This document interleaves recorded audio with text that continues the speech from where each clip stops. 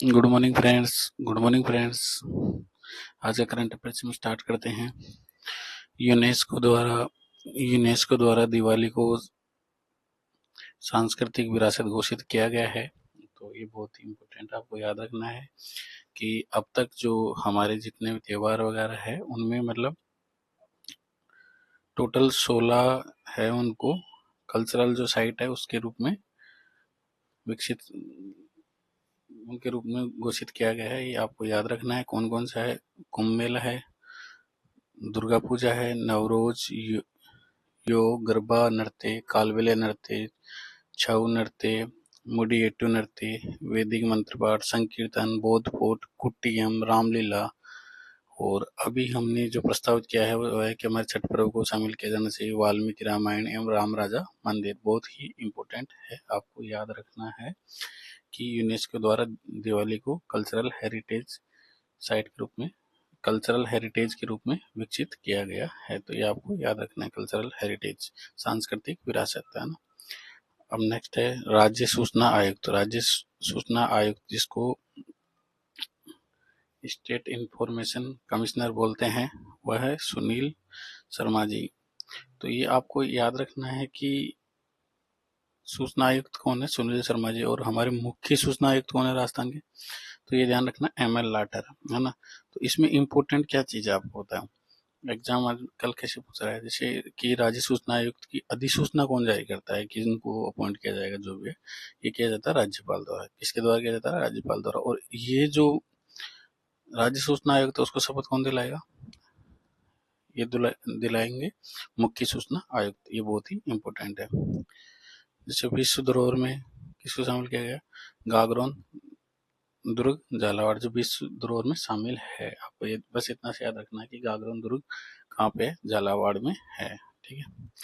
Next है स्वदेशी integrated air defence system, जिसे IADWS बोलते हैं। तो इसमें 3 प्रणाली है हमारे पास, ये आपको याद रखना है। एक तो QRSAM रहता है, एक VSRADS है, और एक कमांड एंड कंट्रोल नेटवर्क है। इसमें क्या रहता है, quick reaction surface to air missile रहता है। दूसरा है very short range air defence system. और तीसरा है कमांड एंड कंट्रोल नेटवर्क, सभी सेंसर मिसाइल और यूनिट को एक नेटवर्क से जोड़ता है। तो ये क्या है, मल्टी लेयर सिस्टम है, जैसे मिसाइल है, ड्रोन है, एयरक्राफ्ट है, उनके खिलाफ ये कारगर साबित होता है और सुदर्शन चक्र मिशन का एक हिस्सा है। ये आपको ध्यान रखना है कि नोबेल शांति पुरस्कार किसको दिया गया है, तो मारिया कोरिना माचाडो। बहुत ही इंपॉर्टेंट है, मारिया कोरिना माचाडो, वेनेजुएला। अभी वेनेजुएला और US के बीच में आपको पता है विवाद चल रहा है, तो मारिया कोरिना माचाडो बहुत ही इंपॉर्टेंट है। और कभी कभी मैच कराने के लिए बोल देता है कि द्रव्यवती नदी कहाँ पे है, जयपुर में है। ये कभी कभी 3 ऑप्शन दे देगा, कानोता, चंदलाई, नेवटा। तो बताइए कहाँ है, कानोता हटा दीजिए, मान लीजिए चंदलाई नेवटा बांध कहाँ पे, तो फिर कंफ्यूज हो जाएंगे। तो ये आपको याद रखना है, ये जयपुर में है ना। दूसरा नेक्स्ट है राजस्थान प्लेटफॉर्म आधारित गिग कर्मकार पंजीकरण और कल्याण अधिनियम 2023। ये सबसे बड़ी बात है कि 14 सितंबर 2023 को अधिसूचित किया गया है। अभी इसके जो भी रूल वगैरह है वो नोटिफाई नहीं किए गए हैं। गिग कर्मकार किसे बोलते हैं, गिग जो वर्कर बोलते हैं वो किसको बोलते हैं, जो किसी डिजिटल प्लेटफॉर्म के माध्यम से काम करते हैं, जैसे स्विगी, जोमेटो वगैरह, ये सब गिग वर्कर है, आपको याद रखना है ना। नेक्स्ट है सरिस्का टाइगर रिजर्व कहाँ पे है, बताइए कहाँ पे है, अलवर में है। और मरु महोत्सव कहाँ पे मनाया जाएगा, कहाँ पे मनाया गया है, तो ये आपको याद रखना है, जैसलमेर में है ना। और पहला ई सेवा केंद्र, मतलब ऐसा जो हमारा कोर्ट है उसको पूरी तरह से डिजिटलाइज किया जाएगा, वो है पाली कोर्ट है ना, ये आपको याद रखना है। फिर हम बेसिक बात कर लेते हैं कि IMF, अंतर्राष्ट्रीय मुद्रा कोष और वर्ल्ड बैंक। लोग क्या सोचते हैं कि IMF और वर्ल्ड बैंक दोनों एक है, ये दोनों अलग अलग है। आपको मैं बता देता हूँ कि जैसे IMF है जिसमें जिसकी स्थापना ब्रेटन वुड्स सम्मेलन 1904 ब्रेटन वुड्स सम्मेलन हुआ था 1944 में, उसमें हुई थी। और वर्ल्ड बैंक की भी सेम जब भी स्थापना हुई थी, ये आपको याद रखना है ना। IMF क्या करता है कि इंटरनेशनल मॉनेटरी फंड है, तो ये क्या करता है, वैश्विक मौद्रिक स्थिरता, जैसे मौद्रिक स्थिरता पर केंद्रित है। मौद्रिक सहयोग को बढ़ाना, अंतर्राष्ट्रीय व्यापार को सुविधाजनक बनाना, ये इसके मेन काम है। मैक्रो इकोनॉमिक और वित्तीय स्थिरता सुनिश्चित करना, जब सदस्य देश संकट में रहते हैं तो अल्पावधि ऋण देना, नीतिगत सलाह भी देता है, अपनी शर्तें भी लगाता है। बोलते हैं ना कि आईएमएफ से लोन लिया, आईएमएफ से लोन लिया, तो आईएमएफ यही है। इसमें जो भी इसके सदस्य देश रहते हैं उनको अल्पावधि ऋण वगैरह देता है, उनको सलाह भी देता है, ये सब कुछ काम ये करता है, ये आपको ध्यान रखना। वर्ल्ड बैंक है, वर्ल्ड बैंक क्या करता है, विकासशील देशों में जैसे गरीबी उन्मूलन है और सस्टेनेबल डेवलपमेंट पे फोकस करता है कि विकासशील देशों को कैसे डेवलप किया जाए। तो इसका मेन उद्देश्य क्या है, गरीबी उन्मूलन, सतत विकास को बढ़ावा देना एवं समृद्धि को बढ़ावा देना। इसके अध्यक्ष पारंपरिक रूप से अमेरिकी नागरिक, अमेरिका नामित अमेरिका सबसे बड़ा शेयरधारक है इसमें, ये अपने को याद रखना है। नेक्स्ट है 77वें गणतंत्र दिवस, अशोक चक्र किसको दिया गया, बहुत ही इंपॉर्टेंट है, आपको याद रखना है। ग्रुप कैप्टन शुभांशु शुक्ला को, ग्रुप कैप्टन शुभांशु शुक्ला। आपको पता होगा कि एक्सियोम मिशन 4 में ये इन्होंने भाग लिया था, ये बहुत ही इंपॉर्टेंट है। तो और ये मिशन क्या था, इसमें अंतरिक्ष में मेथी मूंग फसल उगाने का अनूठा प्रयास किया गया था। ठीक है, नेक्स्ट है इंडिया ईयू, इंडिया और ईयू के बीच में मुक्त व्यापार समझौता हुआ है, एफटीए बोलते हैं उसको, फ्री ट्रेड एग्रीमेंट। तो इसमें क्या है, ये व्यापक और रणनीतिक महत्व का समझौता है, इसे मदर ऑफ डील्स कहा गया, सभी सौदों की जननी, मतलब इसमें व्यापक लेवल पे समझौते किए गए हैं। इसमें क्या रहेगा कि कुछ जैसे वहां से माल यहाँ आएगा तो इंडिया अपने टैरिफ में छूट देगा, और इंडिया का माल वहां से आएगा तो वो लोग भी छूट देंगे। तो इस प्रकार से मदर ऑफ डील्स इसको बोला गया, सभी सौदों की जननी। नेक्स्ट है T20 वर्ल्ड कप 2026, बांग्लादेश की जगह स्कॉटलैंड खेलेगा और भारत और श्रीलंका में आयोजन होगा, इसका बहुत ही इम्पोर्टेंट है। नेक्स्ट है मरणोपरांत पद्म विभूषण किस बॉलीवुड अभिनेता को दिया गया है, और धर्मेंद्र जी को ना, आपको याद रखना है।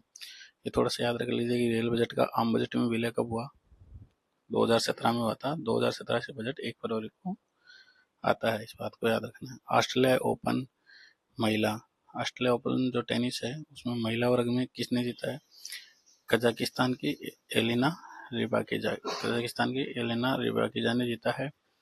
किसको हरा के, आर्यना सबालेंका को हराया था, ये आपको याद रखना, बहुत ही इंपॉर्टेंट है।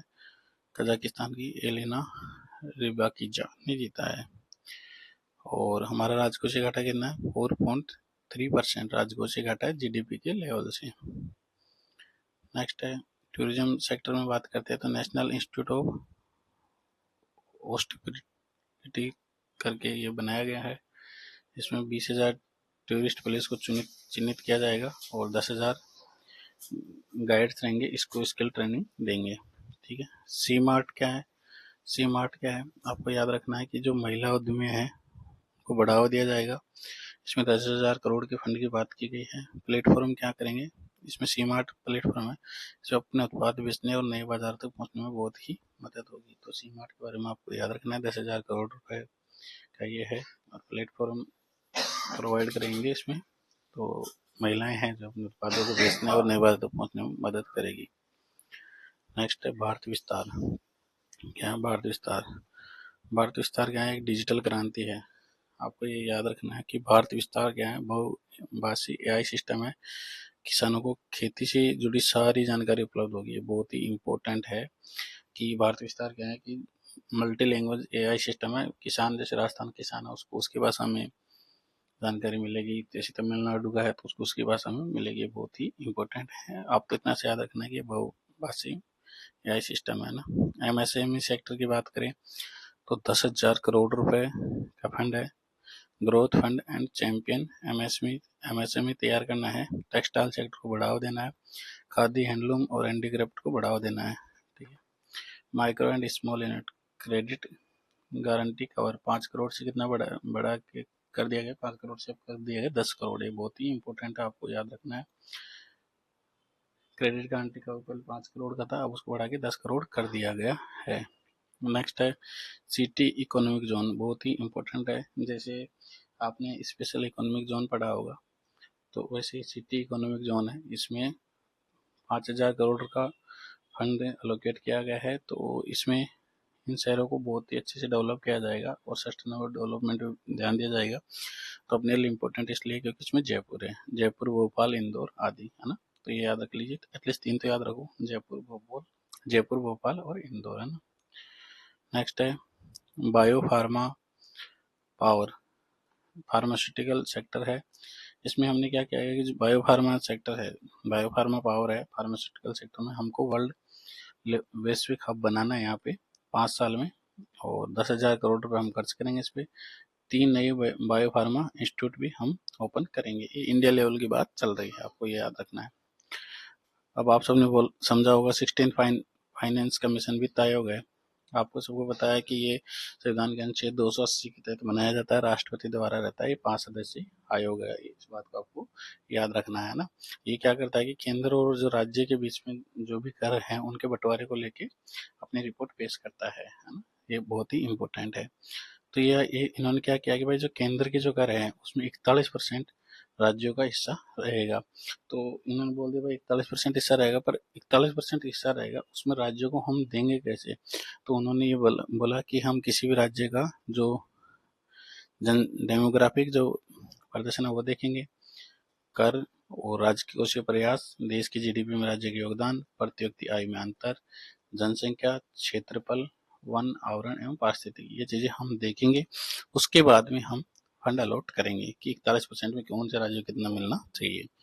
तो उसी कड़ी में हम देखते हैं कि राजस्थान को कितने मिले, 90,445 करोड़ रुपए राजस्थान को मिले हैं। तो पहले 6.02% मिलता था, अब 5.92 मिलेगा, मतलब 0.10% घटेगा। ये बहुत ही इंपॉर्टेंट है, आपको याद रखना है। तो राजस्थान कितने मिला है, 90,445 करोड़ मिला है।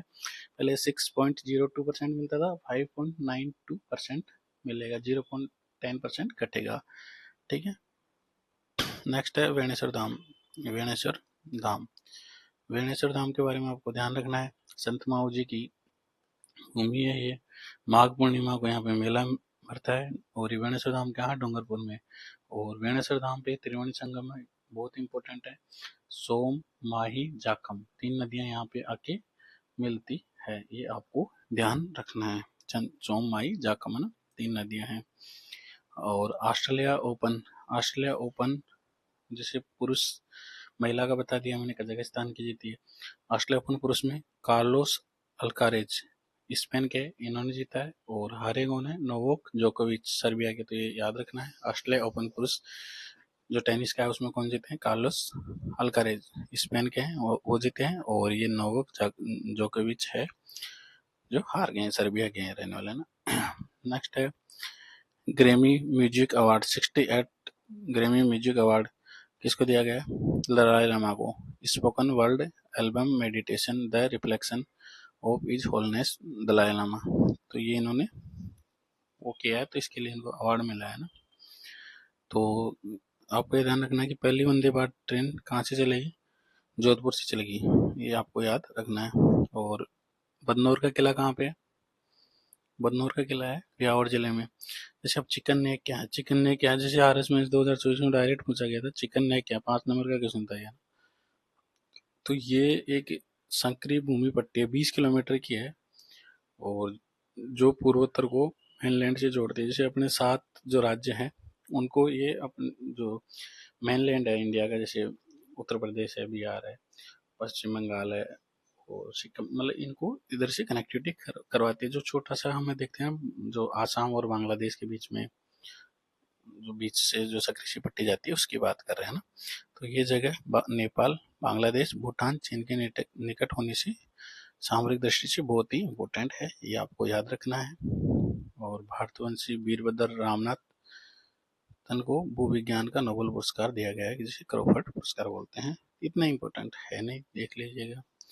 अभी बात करते हैं ऑरेंज इकोनॉमी। ऑरेंज इकोनॉमी क्या है, इकोनॉमी कई प्रकार की होती है, और ऑरेंज इकोनॉमी में क्या ध्यान दिया जाएगा, रचनात्मक अर्थव्यवस्था पे ध्यान दिया जाएगा। जैसे मूल्य का स्रोत क्या रहेगा, भौतिक वस्तु नहीं रहेगी। भाई कोई भी इकोनॉमी रहेगी, हम क्या बोलते हैं कि इकोनॉमी वालों क्या रहता है कि माल, माल नहीं है इसमें, गुड्स नहीं है, मतलब इसमें क्या रहेगा, जैसे विचार रहेंगे, कल्पनाशीलता रहेगा और बौद्धिक संपदा रहेगा, ये आपको याद रखना है।